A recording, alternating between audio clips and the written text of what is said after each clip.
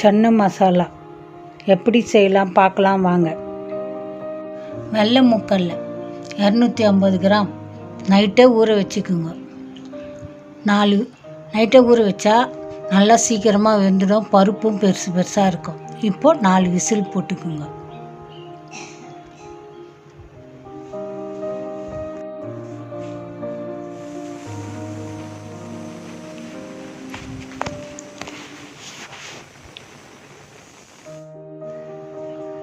ஒரு தக்காளியை கட் பண்ணி வச்சுக்கோங்க.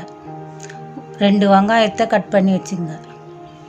3 லவங்கம், சின்ன பட்டை ஒன்று, ஒரு 3 பச்சை மிளகாய், ஜீரகப்பொடி 1/2 டீஸ்பூன், இஞ்சி பூண்டு paste 1/2 teaspoon, chilli powder 1 teaspoon, 4 teaspoon மஞ்சத்தூள். இப்போ கட் பண்ணி வச்சுருக்கிறத அரைக்கணும். இப்போ கட் பண்ணி வச்சுருக்க வெங்காயத்தை போடணும். இப்போ கட் பண்ண தக்காளி போடணும்.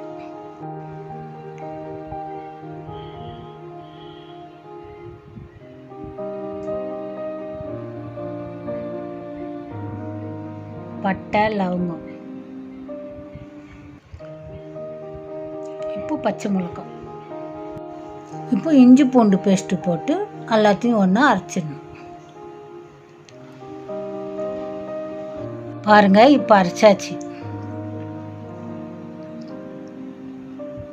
இப்போ தேவையான அளவு எண்ணெய் ஊற்றிக்கணும் கடாய் வச்சு. இப்போ அரைச்சி வச்சிருக்கிறத போட்டு நல்லா வதக்கணும். அந்த பச்சை வாசனை போக நல்லா வதக்கணும்.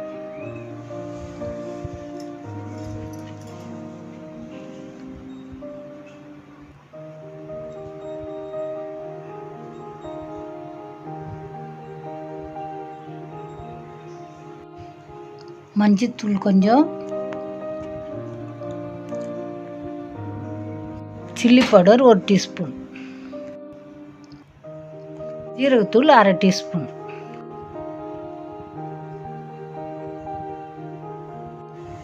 இப்போ நல்லா வதக்கணும். அந்த தூள்லாம் போட்டிருக்கிறதுனால அந்த வாசனை போக வதக்கணும்.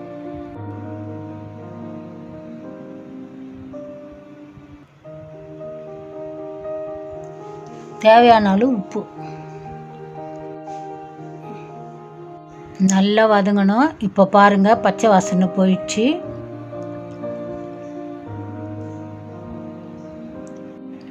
இப்போ அவிச்சு வச்சிருக்க மூக்கல்லே போடணும்.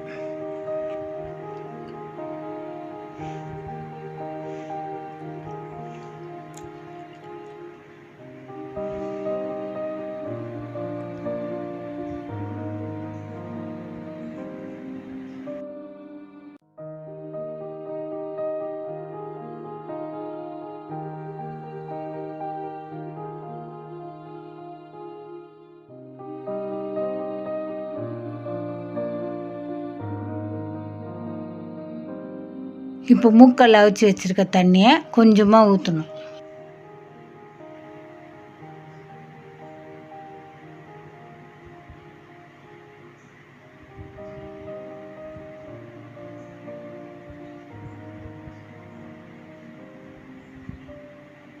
இப்போ ஒரு 2 நிமிஷம் மூடி போட்டு வேக வைக்கணும்.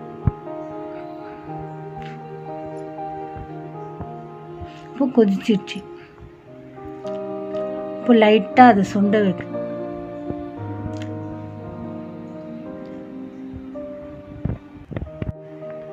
பாருங்க, இப்போ நல்லா வந்திருக்கு.